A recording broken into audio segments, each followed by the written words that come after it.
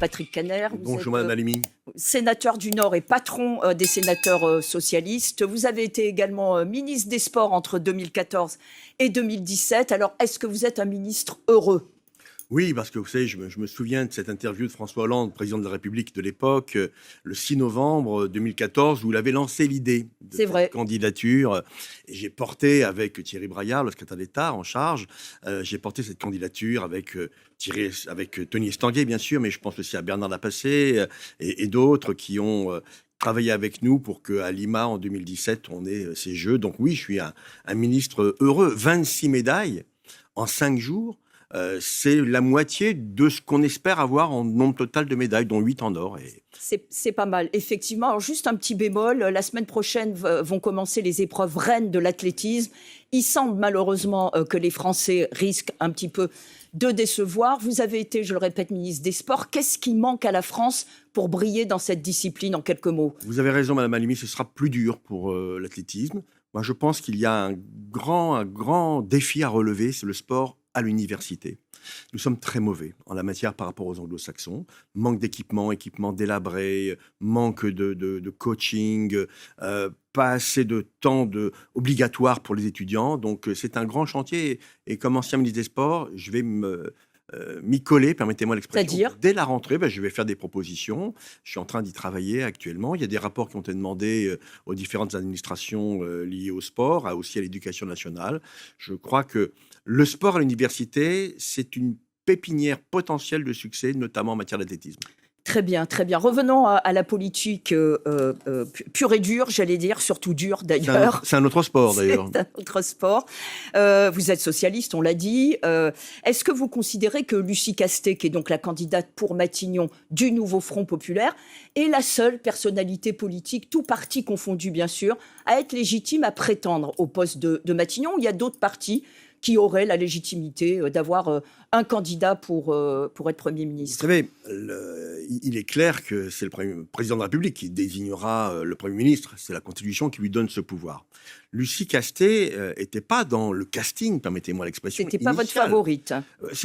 Mon favori, c'était le premier secrétaire du Parti socialiste, le primus inter pares, le premier parmi ses pairs, Olivier Faure, parce que patron de la formation politique qui est central aujourd'hui à gauche, qu'il est redevenu au travers des élections européennes avec Glucksmann, au travers aussi des groupes parlementaires. Le groupe LFI, je me permets de vous interrompre, Monsieur Kanner, reste quand même supérieur en nombre au Parti socialiste. Oui, et je vais vous dire que quand vous rajoutez le groupe socialiste à l'Assemblée et le groupe socialiste au Sénat, nous sommes 130. Ah oui. Et le Parlement, ce n'est pas qu'une seule chambre. Et comme quand il n'y a pas de majorité absolue à l'Assemblée, le Sénat a une place particulière. Donc, nous sommes la première force politique parlementaire à gauche. Nous avons le plus grand nombre d'élus locaux. Nous avons eu ce score aux européennes. Donc, il est légitime que Olivier Faure il aurait pu être ce candidat. D'accord. Il a été rejeté, disons clairement, et notamment par LFI, ce que je regrette. Mais nous avons proposé Madame Lucie Castet, et là, manifestement, un consensus s'est fait autour de cette personne qui est très courageuse, parce que partir comme cela, il y a 8 jours, ça nous semble très loin, mais c'était il y a exactement 8 jours. Mais vous estimez que c'est la seule, encore une fois, qu'il n'y aurait pas, parce qu'aucun parti politique, aucun groupe politique n'a la majorité à l'Assemblée nationale, il n'y a pas d'autres partis qui pourraient prétendre à Matignon. Pour vous, c'est Lucie Castet, et c'est évident. Je ne suis pas dans la tête, parfois compliquée, du président de la République.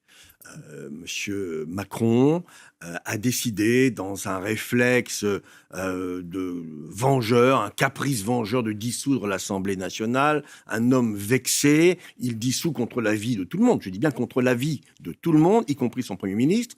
Et aujourd'hui, il se retrouve gros gens comme devant, arroseur arrosé ou apprenti sorcier. Et nous faisons notre boulot. Le Nouveau Front populaire est la première force politique. Mais je le reconnais, il manque 100 députés pour en faire une majorité absolue. Bon, très bien. Mais nous sommes la première force politique à l'Assemblée nationale. Nous proposons un nom à M. Macron de prendre ses responsabilités. D'accord. Pour l'instant, il nage dans la mer Méditerranée au Fort Brégançon, c'est son droit le plus strict. Et Absolument. pendant ce temps-là, eh bien, nous estimons qu'il faut bosser. Et je remercie Mme Castet d'être venue à Lille, d'être venue saluer les salariés de Duralex hier dans le Loiret. D'accord. Et elle continue à faire, non pas une campagne électorale, il n'y a pas de campagne électorale pour être Premier ministre, mais elle continue à imposer cette personnalité qui est vraiment très riche. Sauf que Emmanuel Macron a aussi quand même des arguments pour ne pas nommer immédiatement Lucie Castet, c'est que le nouveau Front populaire, qui existe, c'est vrai, reste divisé, notamment sur le programme économique. Vous faisiez partie, il y a quelques mois encore, vous n'étiez pas un fan du nouveau Front populaire et surtout pas de l'alliance avec LFI. Alors où est-ce que vous en êtes, vous? Et vous n'êtes pas le seul. On sait qu'il y a pas des scissions, mais des frictions au sein du PS autour de LFI ou pas. Moi, je suis un fan de l'union de la gauche, en général. Et dans cette union de la gauche, LFI a sa place. LFI a fait 10% aux élections européennes. Ils ont aujourd'hui 72, je crois, députés à l'Assemblée nationale. Donc, ils existent. On ne peut pas faire comme s'ils n'existaient pas. Par contre, je considère que seul le Parti socialiste est capable de ramener la gauche un jour au pouvoir. Et donc, je souhaite que ce leadership soit reconnu. Leadership, c'est pas hégémonie. C'est une place centrale, dynamique, au cœur du réacteur en tant que tel. Et moi, je ne suis pas d'accord avec... Sur quel point précisément? Vous savez, sur la question des retraites, moi, je suis pour l'abrogation de la loi retraite. Mais je pense qu'il serait illusoire et on tromperait les Français en leur disant qu'on va revenir immédiatement à 60 ans. Je pense que la réforme Touraine était une bonne réforme, équilibrée sur l'effort demandé aux Français et sur aussi la durée de politique cotisation. Étrangère également. Politique étrangère, moi j'ai bien vu les déclarations de M. Porte sur les athlètes israéliens. M. Porte donc a mis une cible dans le dos des LFI, un athlètes. député LFI. Exactement. Donc j'ai vu aussi les déclarations de Mme Hassan ou de Mme Obodo sur Biden après sa décision de quitter la course donc pour la présidence des USA. Donc j'ai des désaccords profonds avec LFI. Ils font partie néanmoins du jeu et donc au Parti socialiste de montrer quelle est la bonne voie pour la gauche. Et donc, juste dernière question, Patrick Kanner, vous n'êtes pas favorable à saisir la main tendue du président de la République ou de la Macronie en général ou de Gabriel Attal qui voudraient ouvrir leur majorité, entre guillemets, vers la social-démocratie? Madame Halimi, mais quelle main tendue et sur quel projet?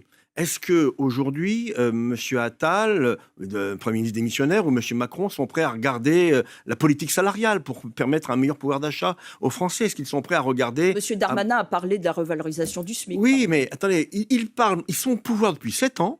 Et ils disent, bah oui, ce serait bien d'augmenter les salaires. Ah, peut-être qu'on a été trop rapide et trop brutaux sur la partie retraite. Il faudrait peut-être relancer l'écologie. Enfin, c'est facile de dire qu'on s'est trompé pendant 7 ans. Simplement, le pays, aujourd'hui, est dans une grande fracture sociale. Et ça, je le regrette profondément. Donc, pas de main tendue, puisqu'il n'y a pas de... Voilà, sur quel projet? Pas de majorité avec la social-démocratie possible. Nous avons un projet. Eh bien que la Macronie balaye devant sa porte avant d'aller chercher un secours auprès de la gauche. Patrick Kanner, merci infiniment. Passez de bons Jeux Olympiques et une bonne trêve estivale également. Merci à vous.